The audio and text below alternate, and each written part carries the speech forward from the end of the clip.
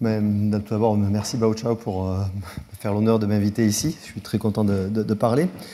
Donc, je vais parler de travaux en commun donc, avec Michel Brouet, Olivier Dudas, Jean-Michel et Raphaël Rouquet. Une partie de l'exposé sera sur le beamer et l'autre partie une grande partie sera au tableau. Le beamer servira surtout à fixer les notations. Bon, alors, on va commencer justement par fixer les notations et redéfinir ce que sont les variétés de deux lignes loustiques et les représentations unipotentes. Donc, les notations sont assez classiques. Je vais partir d'un groupe réductif connexe sur une clôture algébrique d'un corps fini à P éléments Fp. Fixer un endomorphisme de Frobenius F. Et je vais noter par un B calligraphié l'ensemble des sous-groupes de Borel qui, évidemment, munit d'une structure de variété qu'on appelle la variété des drapeaux. Et je vais noter par W le groupe de Weil de G. Et il est classique, connu, que le W est en bijection avec les orbites de G dans B croix B. Et j'utiliserai la notation suivante. Quand j'ai deux Borel, B et B', je dirais qu'ils sont en position W, donc si et seulement si BB' appartient à O de W. Voilà, c'est une notation un peu condensée et assez standard.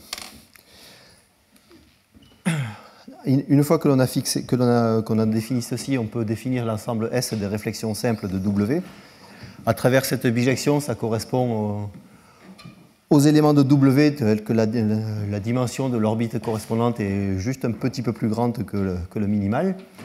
Et S, ce sont des éléments d'ordre 2, et une fois que l'on a fixé l'ensemble des réflexions simples, on a une notion de longueur sur W. On va noter IF, c'est le graphe du Frobenius, donc qui envoie la variété des drapeaux à l'intérieur de deux copies de la variété des drapeaux. C'est une application qui est GF équivariante, elle n'est pas G équivariante. Et la variété de deux lignes loustiques, c'est simplement l'intersection, ou si vous préférez l'image inverse de l'orbite O de W dans B, ou si vous pouvez le voir comme l'intersection de O de W avec le graphe du Frobenius. Et une fois qu'on définit les variétés de deux lignes loustiques, évidemment, elles sont munies d'une action du groupe fini GF.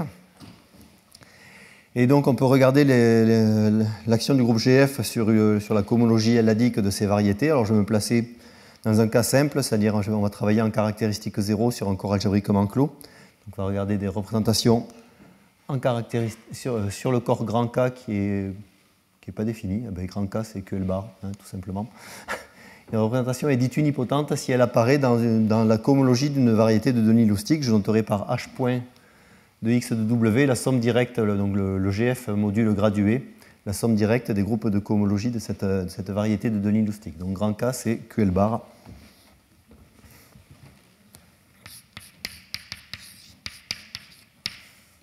Où L est un nombre premier différent de P. Et on va noter unip de GF, l'ensemble des représentations irréductibles, ou représentation au caractère, je passerai de l'un à l'autre de façon assez... sans m'en apercevoir par moment, je pense. Donc pour du groupe GF, c'est un ensemble fini un ensemble normal fini, mais très très fini de représentations. J'expliquerai pourquoi je dis très très fini. Et une petite remarque, c'est que les représentations qui apparaissent dans la somme directe des cohomologies, c'est la même chose que les caractères qui apparaissent dans les sommes alternées des cohomologies, qui sont en général beaucoup plus faciles à calculer. Le caractère virtuel donné par les sommes alternées, c'est beaucoup plus facile à calculer, tout comme la caractéristique de l'aire d'une variété est en général bien plus facile à calculer que tous ces nombres de Betti. C'est l'équivalent. Et en fait, de prendre vraiment les sommes directes ou les sommes alternées ça ne fait pas apparaître de nouvelles représentations de prendre les sommes directes. C'est un résultat qui n'est pas si facile que ça, mais qui est dû à deux lignes loustiques. Voilà, donc ça c'est le cadre, la définition des représentations unipotentes.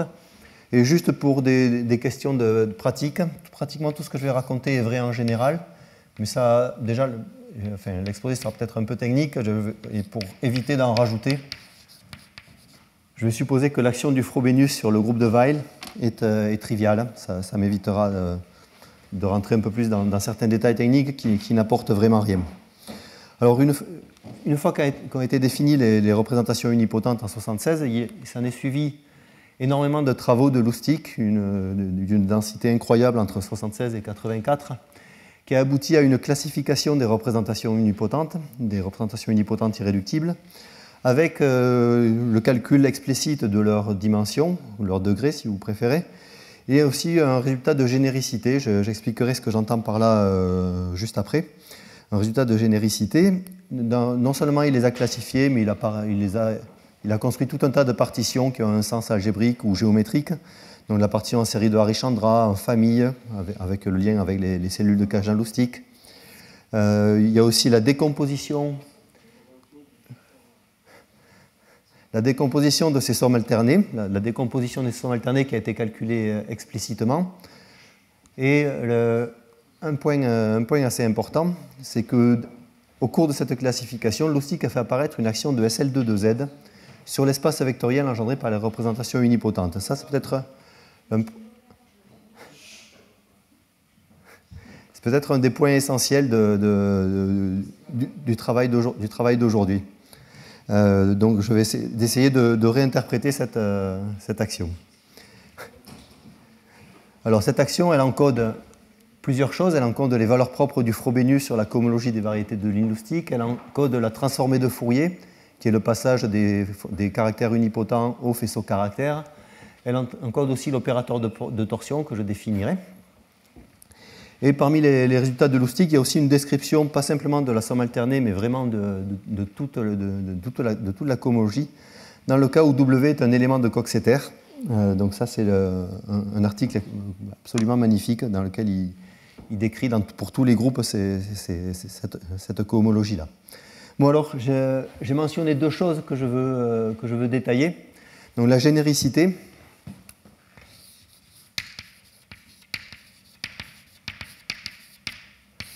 Qu'est-ce que j'entends par là? Et c'est lié à la phrase que j'ai dit, l'ensemble des représentations unipotentes est un ensemble très très fini.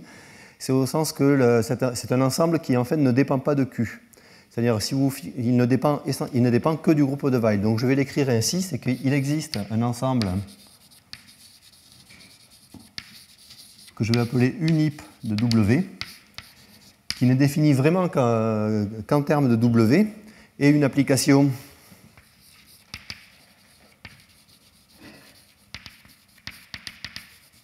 que je vais appeler dim, qui va de cet ensemble unip de W vers les polynômes à coefficient rationnel en une variable, que je vais appeler U. Et cet ensemble, il est tel que, en fait, si on se donne, quel que soit le couple GF, comme ci-dessus, tel que W est le groupe de Weil de G, quel que soit Q, peut-être que je devrais mettre aussi Q, enfin bon, non, Q est encodé dans F, alors on a une bijection naturelle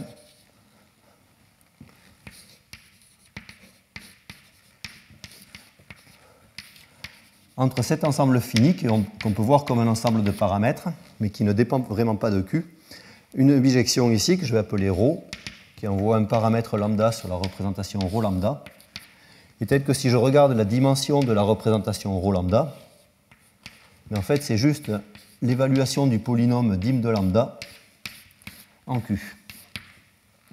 Par exemple, en type B2, vous n'avez que 6 représentations unipotentes. D'accord ? Et 6, c'est un nombre très fini qui ne dépend pas de Q.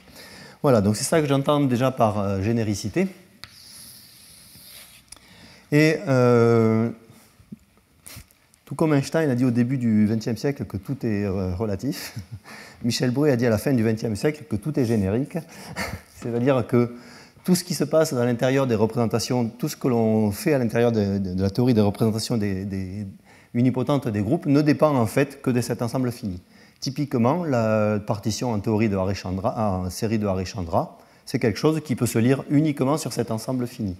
La partition en famille se lit aussi uniquement sur cet ensemble fini. Quoi que l'on fasse, même l'action de SL2 de Z, ça se lit sur cette donnée combinatoire qui ne dépend plus, où le groupe ambiant a vraiment disparu. Voilà, donc ça c'est un premier point. Le deuxième point, donc je voulais parler de l'action de SL2.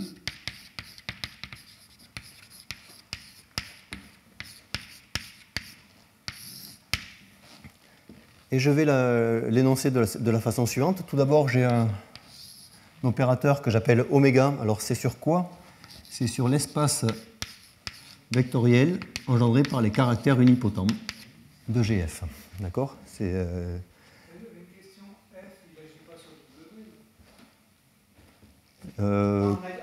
l'hypothèse.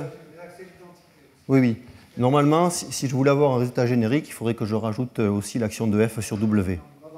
Voilà, cette hypothèse sera, comme je l'ai dit, elle sera en vigueur juste pour simplifier, éviter un peu de technicité. Bon, alors donc je vais définir un opérateur oméga sur les fonctions centrales engendrées par les caractères unipotents. Et je vais le définir en disant que oméga de ρ, où ρ c'est une représentation au caractère unipotent, c'est juste zeta ρ fois ρ, où zeta ρ c'est une racine de l'unité, telle que les valeurs propres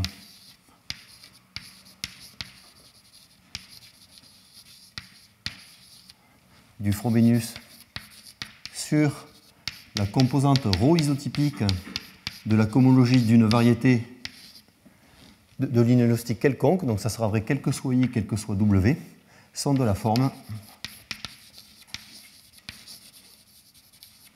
zeta ρ fois Q à la puissance quelque chose.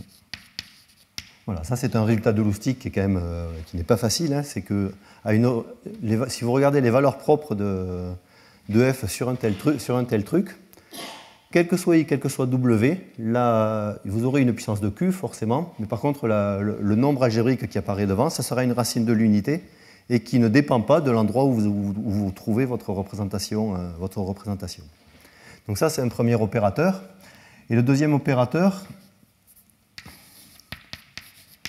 que je vais définir, c'est un opérateur qui envoie un élément G-1 F de G que je prends dans GF. Je prends un élément de GF, je l'écris de cette façon-là, c'est toujours possible grâce au théorème de Lang, et je l'envoie sur F de G, G-1.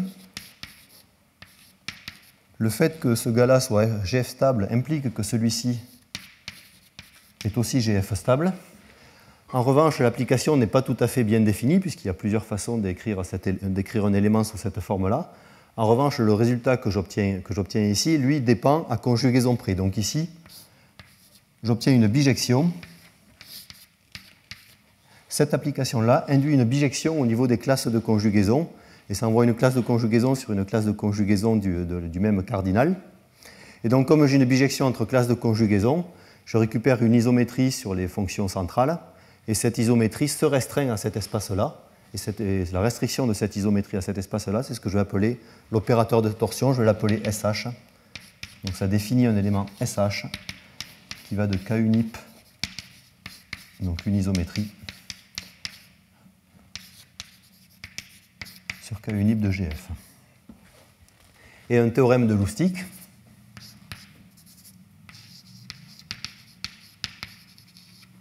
qui résulte de tous ces travaux sur la classification. Un théorème de Lustig dit que si vous regardez l'application qui envoie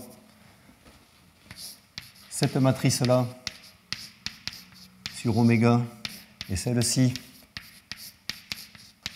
sur l'opérateur SH, donc deux opérateurs unitaires, eh bien ça se prolonge en une action de SL2 de Z. Donc les relations qui sont vérifiées par ces deux matrices en fait, sont vérifiées par les opérateurs SH et oméga. Donc se prolonge en une action de SL2 de Z, qui est le groupe engendré par ces deux éléments-là.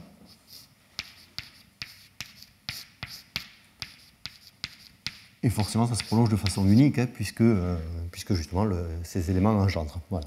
Donc ça, c'est un point assez surprenant de cette théorie. Et juste pour ceux qui savent, vous avez un élément particulier dans SL2 de Z qui est celui-ci.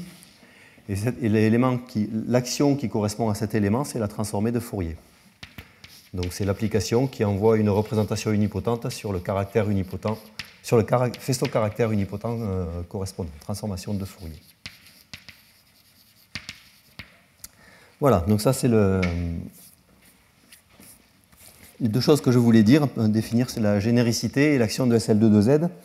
Et une partie de l'exposé sera d'essayer de donner disons, de revisiter un petit peu cette action de SL2-2Z. Alors, oui. Bon, une question qui vient naturellement, c'est d'essayer de décomposer toutes les cohomologies de toutes les variétés de lignoustique. On sait simplement décomposer les sommes alternées, hein, mais ça serait intéressant de connaître chaque groupe individuellement. Alors une question qui vient immédiatement après la question, c'est quand même pourquoi, c'est-à-dire pourquoi est-ce qu'on voudrait ça. Est-ce que ça pourrait nous permettre d'obtenir plus d'informations que tout le travail de loustic? Ça c'est peut-être un peu prétentieux, donc je ne suis pas sûr qu'on arrive à ça, mais en revanche, une des raisons pour laquelle on s'est intéressé à ça, c'est que, notamment dans tous ces travaux, il y a beaucoup de preuves qui se font au cas par cas, de calculs qui sont extrêmement subtils, et peut-être qu'on peut essayer d'espérer de mieux comprendre ou éventuellement donner juste une autre interprétation, et en particulier une autre interprétation de l'action de SL2-2Z. Donc ça, c'est un des points qui nous a motivés. Alors, donc voilà ce que l'on pense. Revisiter, éclairer la classification, peut-être classifier les représentations unipotentes d'une autre façon, et j'expliquerai un petit peu aussi pourquoi, donc mieux comprendre l'action de SL2. Il y a des liens avec des conjectures, donc les conjectures de Bruema-Le-Michel, qui sont des conjectures qui ont à voir avec les représentations modulaires, les équivalences de catégories dérivées lorsqu'il y a des défauts abéliens, donc des choses qui viennent plutôt de la théorie des groupes finis abstraits, mais qui se concrétisent quand on les applique aux groupes réductifs finis, en disant que ces équivalences de catégories dérivées devraient être données par des cohomologies de variétés de lignes loustiques. Donc il y a un lien avec ça. Moi, la théorie des Spetses, je pense que je n'aurai pas trop le temps d'en parler, mais juste pour dire un mot, hein, les choses étant génériques, ne dépendant que de W, pourquoi ne pas remplacer W par un groupe de réflexion complexe général et essayer de voir si l'on obtiendrait des représentations unipotentes associé ou quelque chose qui correspond. Et bon, il y a déjà eu plein de calculs faits par Bruema-Le-Michel qui montrent qu'il y a une combinatoire extrêmement amusante qui va derrière ça. Voilà. Donc ça, c'est le pourquoi. Et le comment, mais c'est le titre de l'exposé. On veut faire agir le groupe de Tress. Donc faire agir le groupe de Tress sur la cohomologie des variétés de deux lignes loustiques. Alors, comment on va s'y prendre? Donc un point important, c'est qu'il va agir sur la cohomologie, mais pas sur les variétés.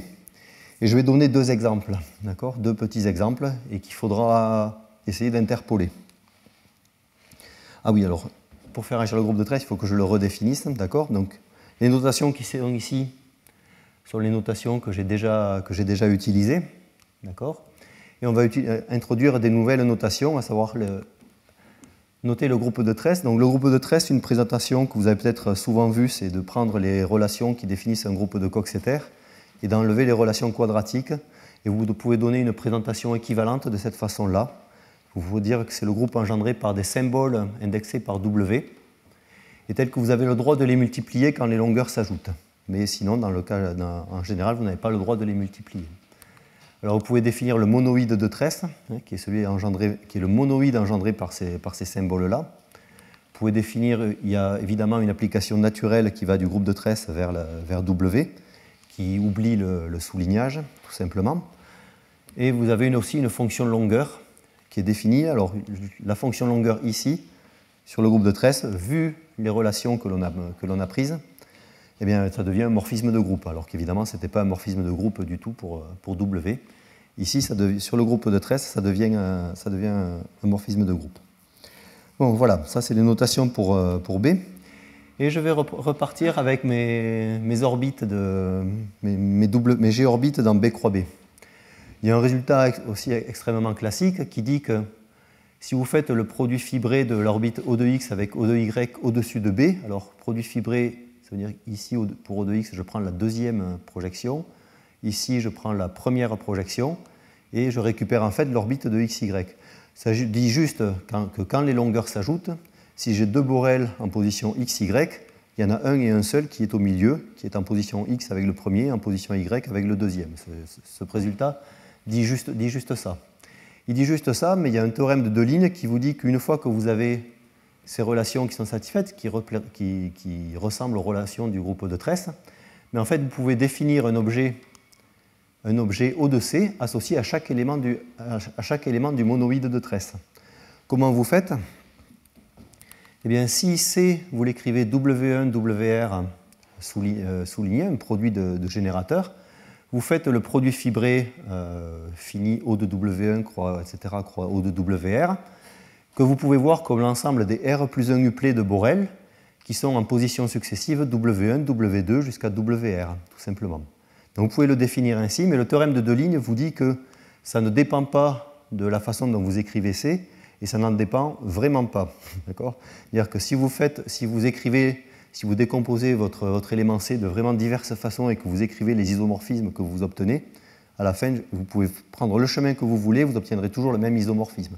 Donc la variété est vraiment bien définie. Je ne sais pas si Michel est d'accord, je crois que c'est une sorte de résultat de simple connexité sur le complexe de Coxeter ou un truc de ce style-là. Voilà. Okay. Voilà, donc on peut définir une variété vraiment associée à chaque élément du monoïde de Tresse. Et comme on a une variété associée à chaque élément du monoïde de Tresse, on peut définir une variété de deux lignes loustiques qui est le produit fibré. Donc là, c'est pour le morphisme de B vers B croix B qui est donné par le graphe du Frobenius, et par JC qui est la projection qui envoie B1 sur BR plus 1. Si vous voulez juste un peu plus concrètement, hein, X de C, vous prenez les mêmes objets ici, vous mettez les mêmes conditions, mais vous rajoutez que le dernier, c'est l'image par le Frobenius du premier, tout simplement. D'accord ? Vous perdez l'action de G, mais vous conservez l'action de GF. Voilà, et donc c'est ce groupe-là qu'on veut faire agir sur la cohomologie des variétés de lignes loustiques. Je vais expliquer un petit peu comment, mais je veux juste deux exemples. Non, pardon. Oui, c'est... En fait, plus précisément...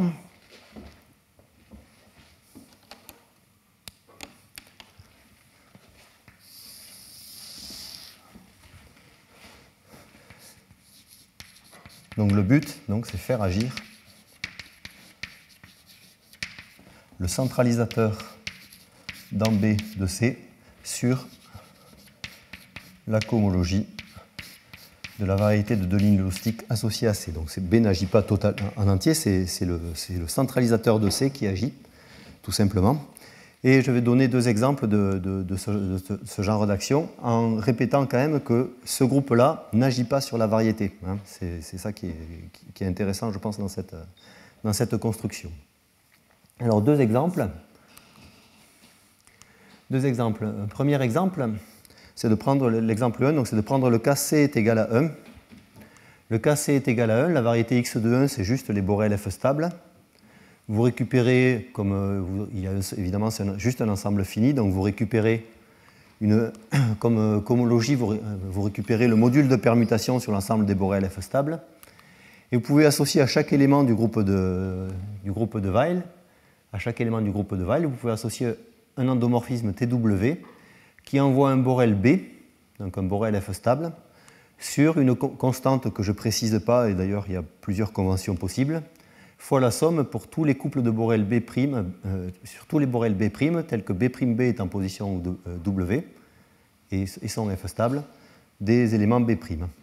Il est facile de voir que ceci définit bien un endomorphisme de ce module-là, pour l'action, ça commute avec l'action de GF.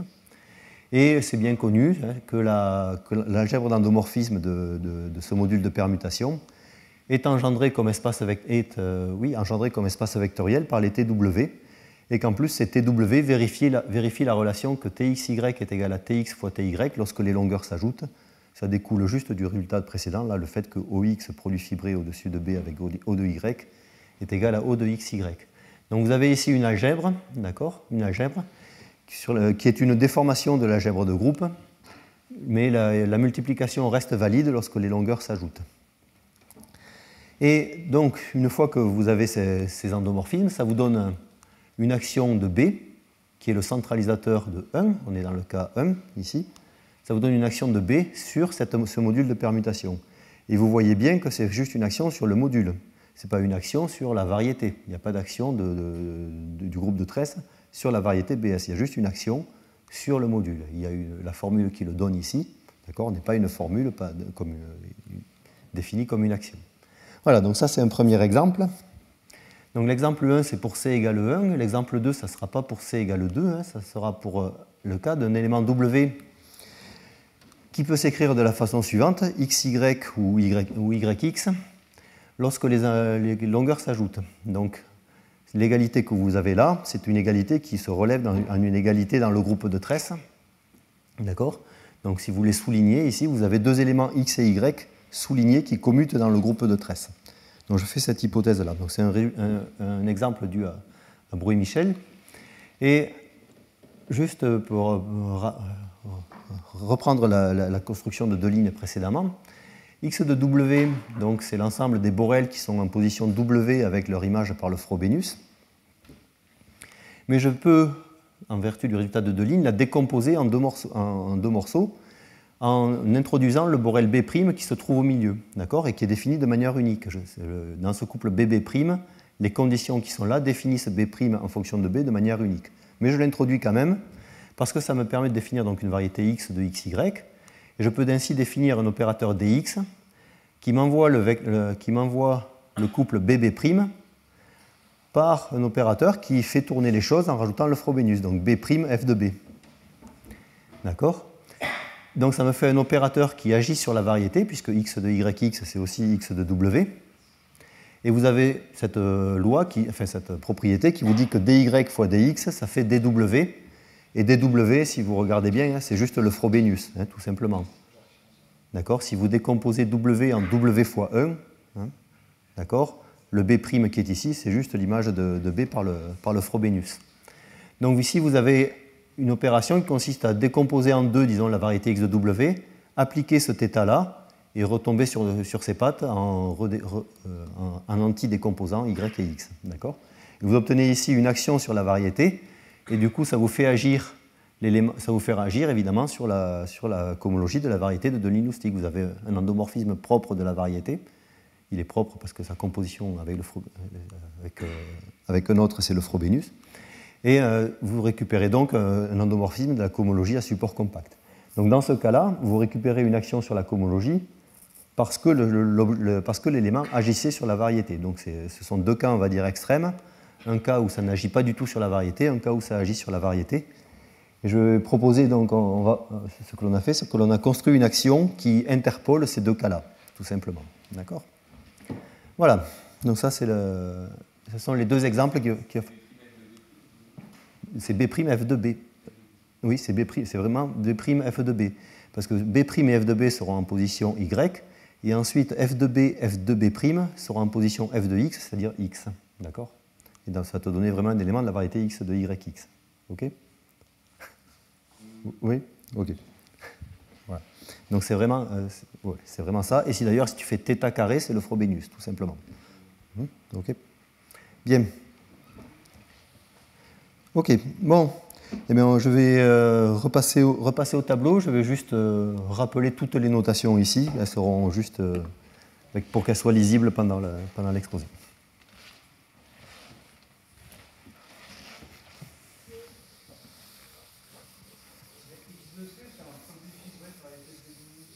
Pas du tout, non. Non, mais des XW, il n'y a pas de rapport entre les X de C et les XW1, WR? Non.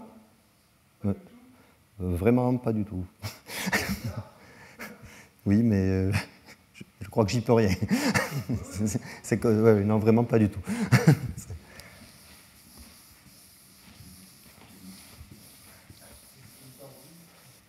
Pardon? Je crois pas, non, si.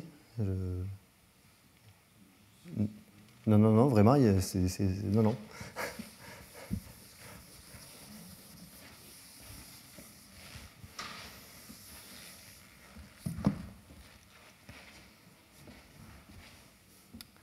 Bien. Alors, comment on va procéder? Donc, la partie 2, donc, c'est l'action de CB de C. C'est qu'on va écrire la cohomologie des variétés de Deligne-Loustic d'une façon un peu à peine plus savante. C'est qu'on va partir de la catégorie dérivée des faisceaux constructibles sur G équivariant sur B croix B. On va aller sur les... alors je vais écrire dB de KGF, la catégorie dérivée des KGF modules. Sachant qu'on est dans le mode semi-simple, je vais identifier ça un peu abruptement avec les modules gradués, sur KGF. Et quel est le foncteur? Si j'ai un complexe de faisceaux sur B croix B, je le restreins au graphe du Frobenius, enfin je le restreins sur B à travers le graphe du Frobenius, et je lui applique la cohomologie à support compact, et la cohomologie à support compact, je vais l'appeler PB, exclamation, ou PB, c'est juste le morphisme de B vers le point, tout simplement. Voilà, donc c'est un foncteur qu'on appelle ici, qu'on va noter ici NF.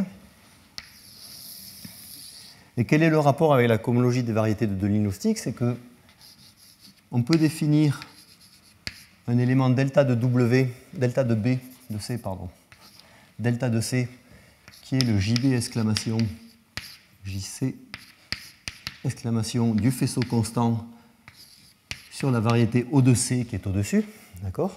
Vous avez un morphisme JC vers B croix B, vous récupérez un complexe de faisceaux sur B croix B, et si vous calculez, alors je peux faire aussi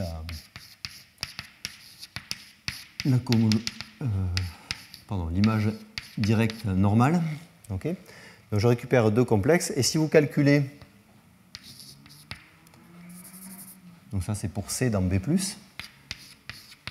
C dans le monoïde, et si vous calculez NDF de delta de C, il est facile de voir avec un petit changement de base propre que ça, c'est tout simplement la cohomologie à support compact de la variété X de C. Donc j'ai juste réécrit la cohomologie à support compact d'une variété de Deligne-Loustic comme l'image par NDF d'un faisceau, qui est le faisceau juste constant et étendu par 0 sur O de C, tout simplement. Bien, et une fois que l'on a fait ça, en fait, il y a une propriété formelle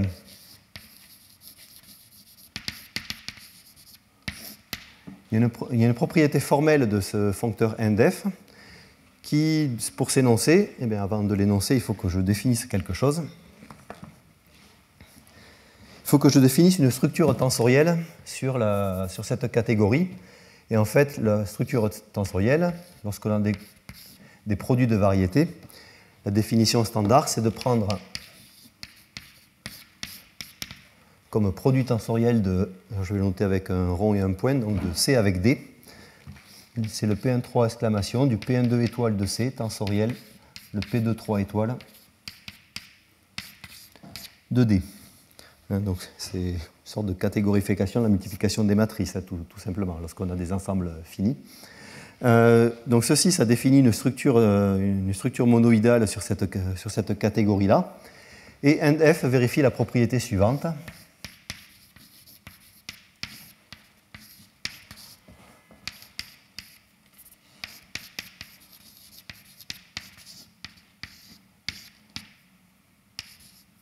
Hop, on va vraiment.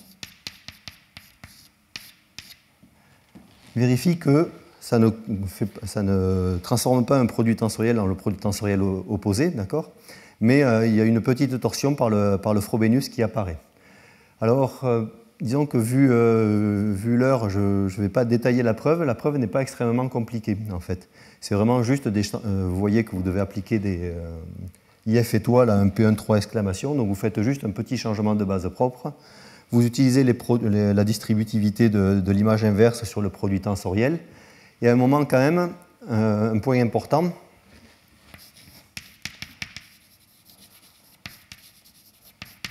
c'est que vous utilisez l'adjonction, puisque θ, c'est un isomorphisme une équivalence de si θ, vous avez un isomorphisme d'adjonction ici, entre le foncteur identité là-dessus et θ exclamation fois θ étoile. Donc c'est un point qui intervient à un moment dans la preuve de ce résultat-là. Bien, ben continuons alors. Continuons.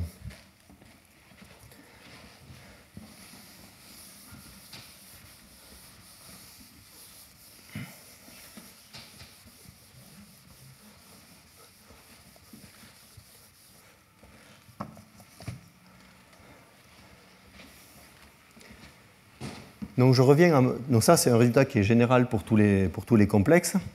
Et je reviens donc à aux exemples qui m'intéressent, puisque j'ai envie de faire agir des choses sur la cohomologie des variétés de Deligne-Lustig. Un premier point, c'est que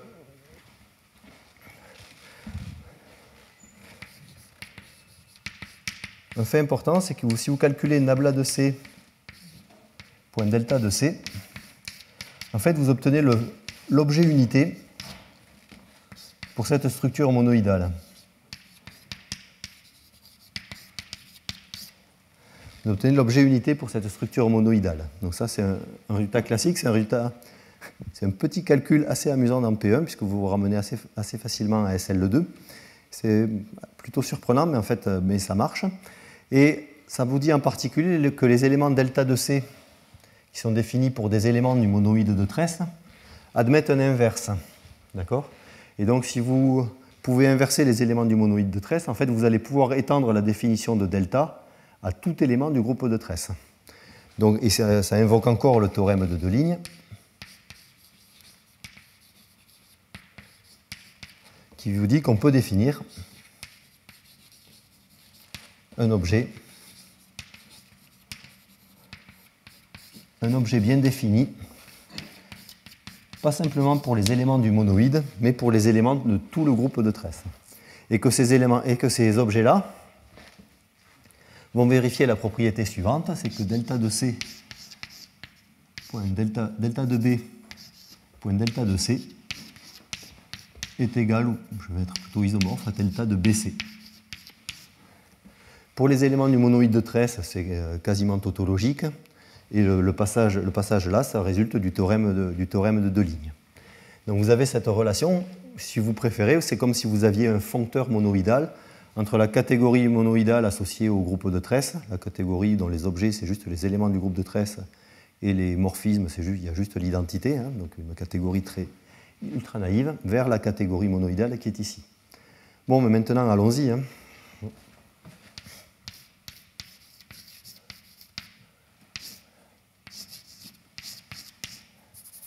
Je pars de ma cohomologie de variétés de Deligne-Lustig, du moins lorsque C c'est un élément du monoïde, ça c'est la cohomologie des variétés de Deligne-Lustig. Lorsque ça n'est pas un élément, mais c'est autre chose, mais c'est pas très grave, c'est juste autre chose. Okay, ça, si je me donne un élément B, c'est isomorphe à indef de delta de C B-1 fois B. B est n'importe quel autre élément du groupe de tresse. Là, j'ai gagné en souplesse. Je récupère un isomorphisme avec ndf de delta de CB-1 point delta de B. OK. Maintenant, j'applique la proposition.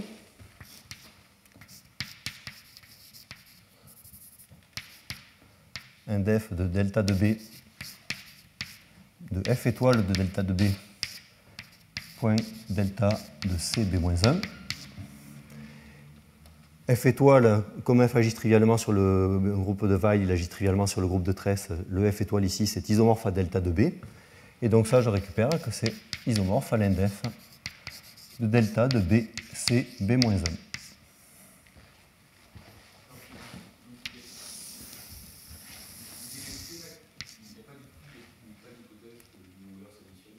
Ben non, justement, c'est ça qui est bien. C'est ça qui est bien, c'est que ça, maintenant, ça devient vrai tout le temps. Voilà. Oui. Oui, là, il n'y a plus cette hypothèse-là. Et cet isomorphisme-là, je l'appelle alpha C de B. Voilà. Je construis un... Est-ce qu'il y a des components de système local avec les fibres, les variétés de Deligne-Lustig, c'est un espace comme T-reg, tel qu'on a un vrai action de groupe de tresse sur les variétés de Deligne-Lustig, on ne voit pas ça dans le cas ici? Alors, une vraie action du groupe de tresse sur les variétés, ça n'existe pas. Hein. Il y a une sorte de version complexe, les variétés de Stokes, et là, il y a une sorte de système local T-reg avec les fibres des variétés. Alors, je ne connais pas, je suis désolé. Oui, voilà, là, je ne connais pas. Voilà. Bon, donc je récupère ici un élément comme ça, et le point important, c'est que, par exemple, si B commute avec C, je récupère un automorphisme de NDF de delta de C, mais l'intérêt, c'est qu'à travers tout ce truc-là, je n'ai pas fait quelque chose de trivial, je ne récupère pas l'identité, d'accord? Voilà, donc théorème.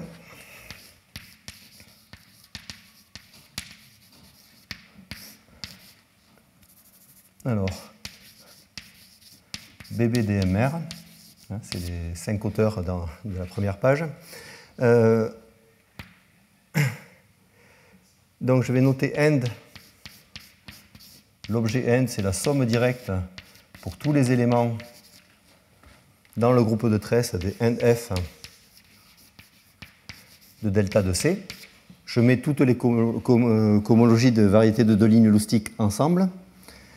Je récupère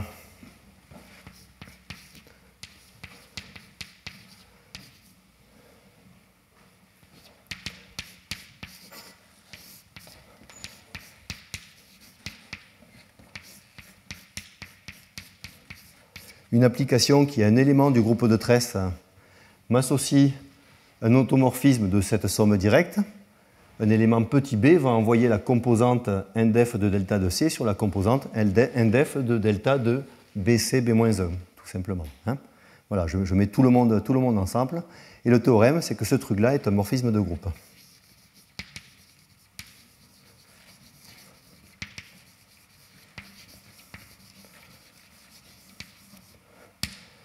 C'est un théorème qui est à la fois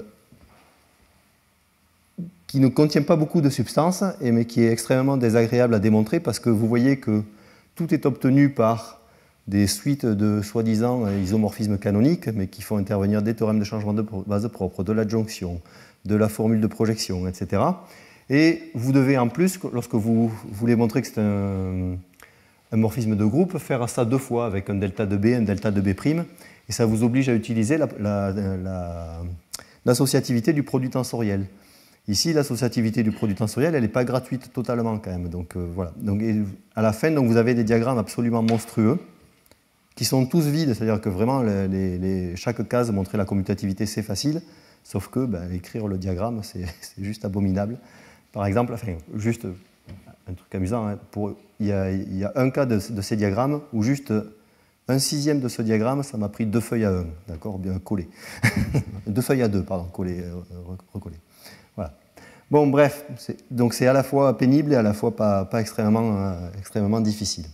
Voilà, donc on récupère un morphisme de groupe. Et donc le corollaire,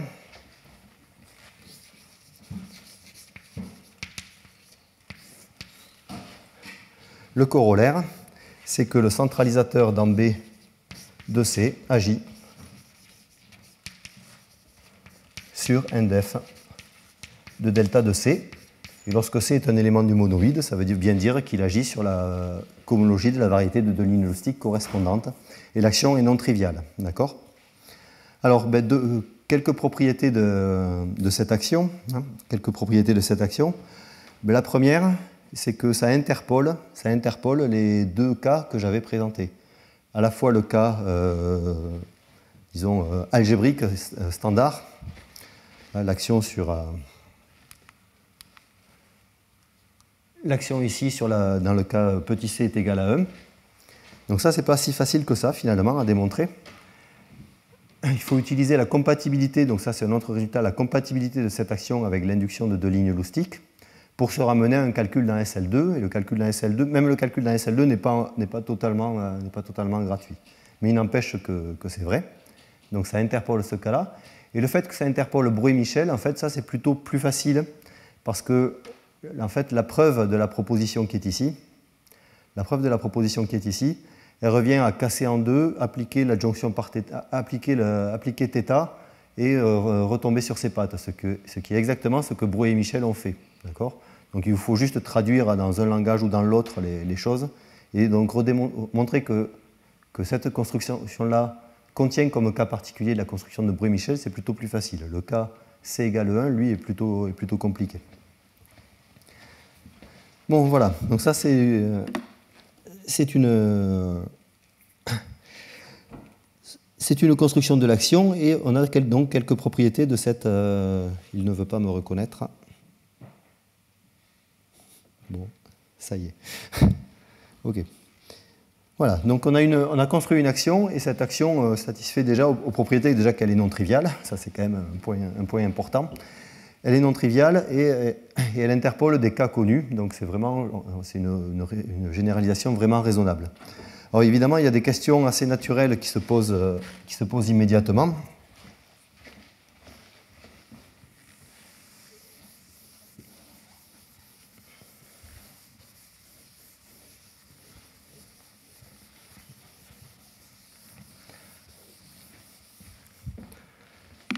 Et la première, c'est que donc on a construit un morphisme alpha C qui va du centralisateur dans B de C vers les automorphismes de la cohomologie de la variété de Deligne-Lustig. Mais si vous le linéarisez, vous obtenez un morphisme d'algèbre vers les endomorphismes gradués de cet objet-là. Okay. Donc on obtient un morphisme naturel. Et la question qui est naturelle, c'est de savoir si ce morphisme est surjectif. D'accord ?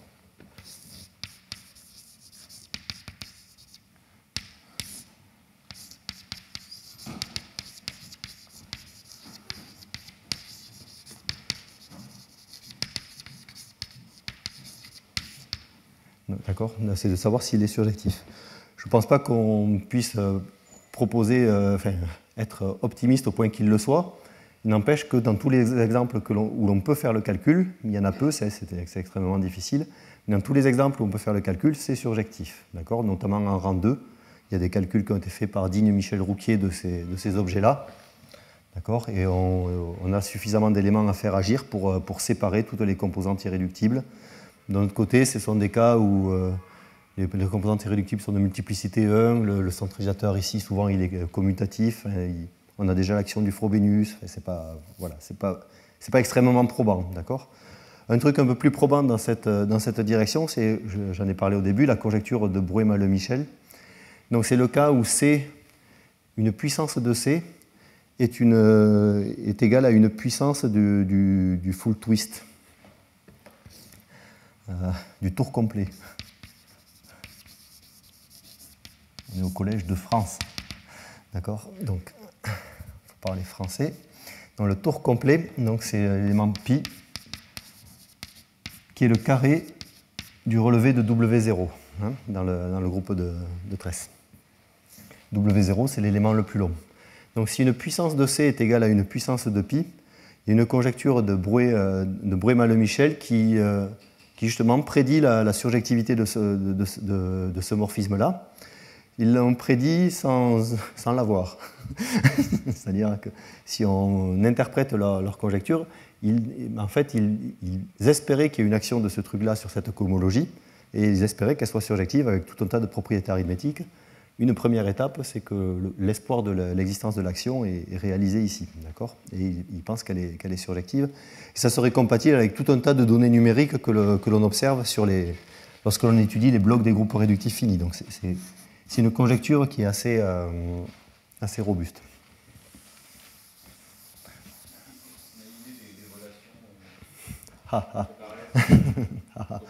Alors les relations, c'est très intéressant parce qu'avant d'avoir les relations, il faut connaître cet objet-là, le centralisateur.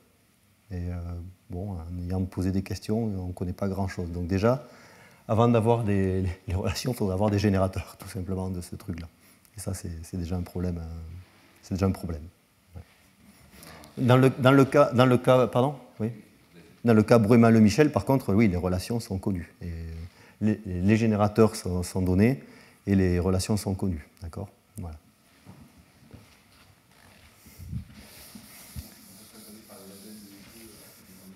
Alors, oui, donc, toujours dans le cas Bruema-Le-Michel, dans le cas où une puissance de C, c'est une puissance de pi, ce truc-là devient le groupe de Tress d'un groupe de réflexion complexe. D'accord ? Donc on peut définir pour ce groupe de réflexion complexe des algèbres, des déformations, et en effet, l'algèbre ce truc-là devrait être justement une déformation, une algèbre de Hecke, mais associée à un groupe de réflexion complexe qui n'est plus rationnel pour le coup. Enfin, c'est un vrai groupe de réflexion complexe. Complexe. Voilà les algèbres de Hecke.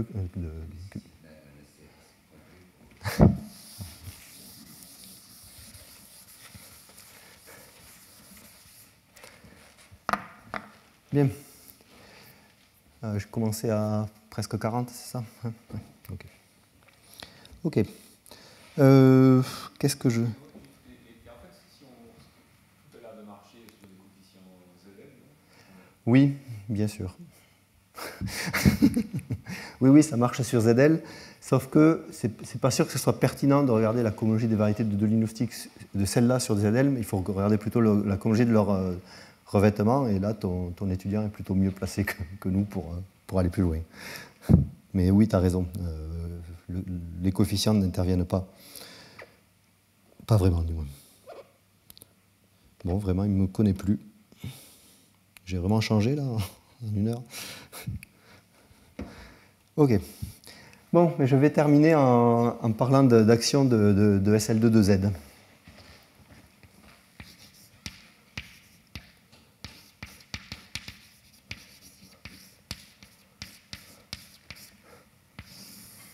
Pourquoi ce truc-là devrait nous permettre devrait donner une nouvelle approche pour comprendre cette action de SL2-2Z. Alors, pour ça, je vais me donner deux éléments du groupe de Tress qui commutent.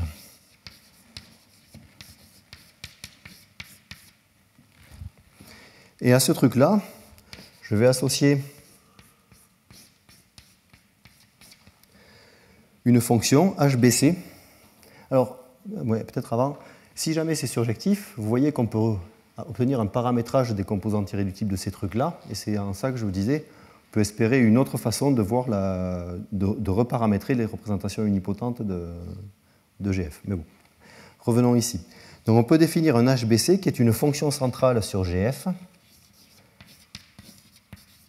qui est un petit g dans GF, associe la somme pour i supérieur ou égal à 0 des moins 1 puissance i fois la trace de alpha c de b fois g. Ces deux objets-là commutent, c'est un endomorphisme et l'élément g, sur la cohomologie HIC de x de c. Donc ici, je récupère une fonction centrale, donc ça, une fonction centrale qui ne va faire intervenir que des caractères unipotents, donc ça, c'est un objet qui vit dans K unit de GF. D'accord? Donc je récupère tout un tas de fonctions centrales.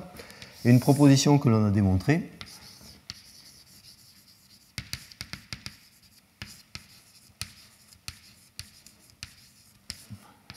c'est qu'elles engendrent. Toutes ces fonctions engendrent.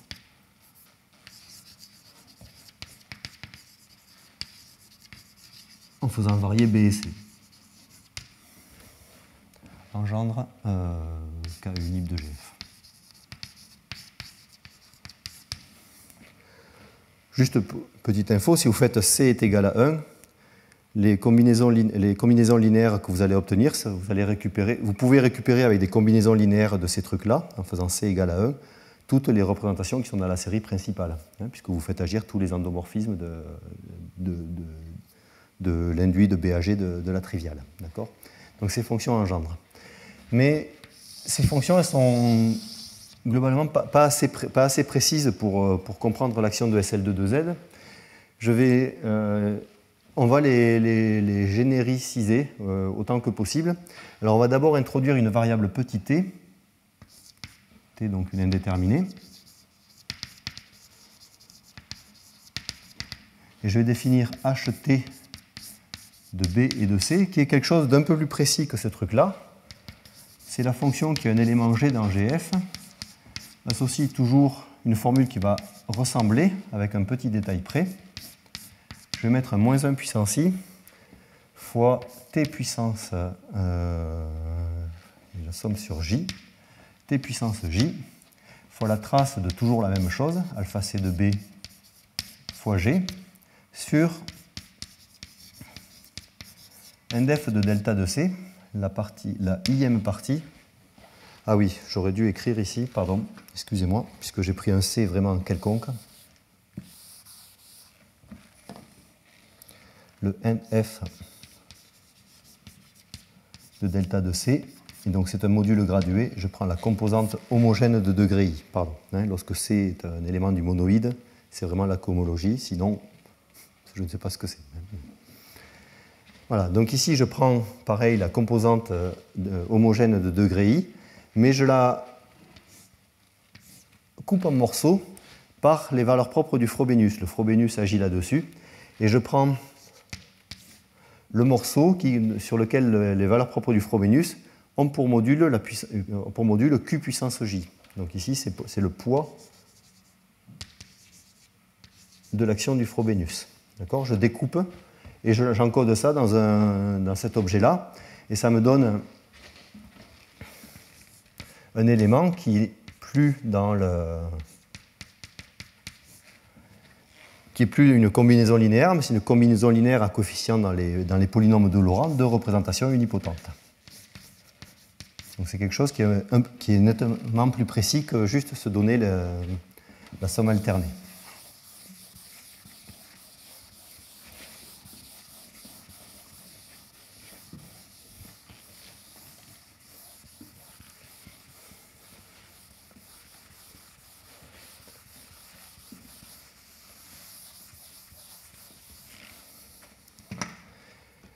Et donc là, je vais terminer en énonçant deux conjectures en donnant un exemple.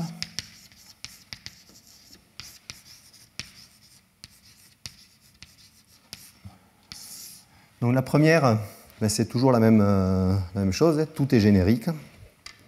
Et en particulier, ces trucs-là doivent l'être. Qu'est-ce que ça veut dire qu'ils doivent l'être? C'est qu'il doit exister quelque chose que je vais noter avec une double barre, H bar de B de C qui appartient à Q à K de T plus ou moins 1, U plus ou moins 1, combinaison linéaire de caractères unipotents, ou plutôt des objets combinatoires qui paramètrent les caractères unipotents. J'en avais parlé tout à l'heure. Ces caractères unipotents sont paramétrés par un ensemble qui ne dépend pas de Q.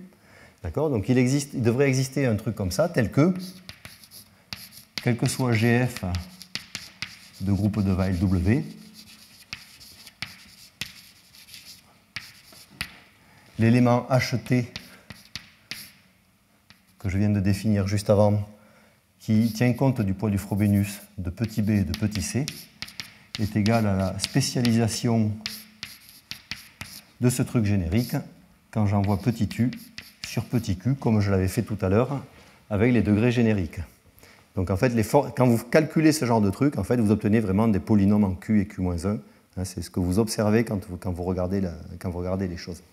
Voilà, donc ça c'est le premier point. Et la deuxième conjecture, je terminerai ensuite par un exemple.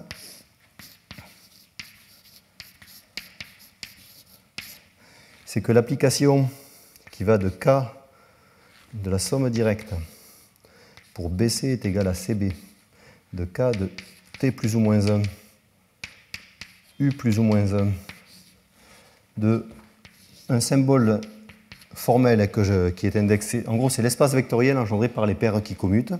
Je prends un symbole formel indexé par les paires qui commutent. Je l'envoie sur les combinaisons linéaires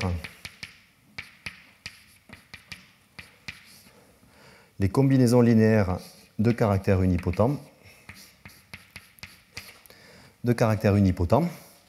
Et la conjecture, c'est que ce truc-là est SL2 de Z équivariant, et il va falloir que j'explique ce que ça veut dire.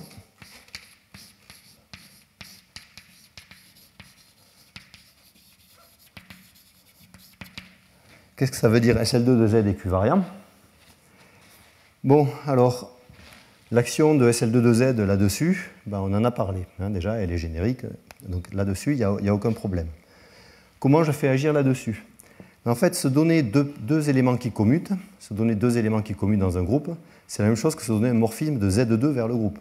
C'est exactement la même chose. Et donc, se donner un morphisme de Z2 vers le groupe, sur l'ensemble des morphismes de Z2 vers le groupe, il y a une expression de SL2 de Z, tout simplement. Donc l'action de SL2 de Z, elle est claire là-dessus.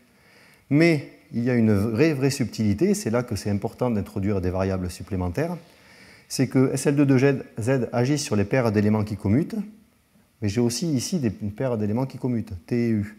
Donc il faut que je fasse agir aussi SL2 de Z sur les variables t et u, qui sont ici. Si je le fais de cette façon-là, que je fais évidemment de la même manière ici, alors cette application SL2 de Z devrait être SL2 de Z équivariante. Ok, je vais donner un exemple pour essayer quand même de vous convaincre, parce qu'évidemment, ça paraît peut-être un peu curieux, 37, ça va être chaud.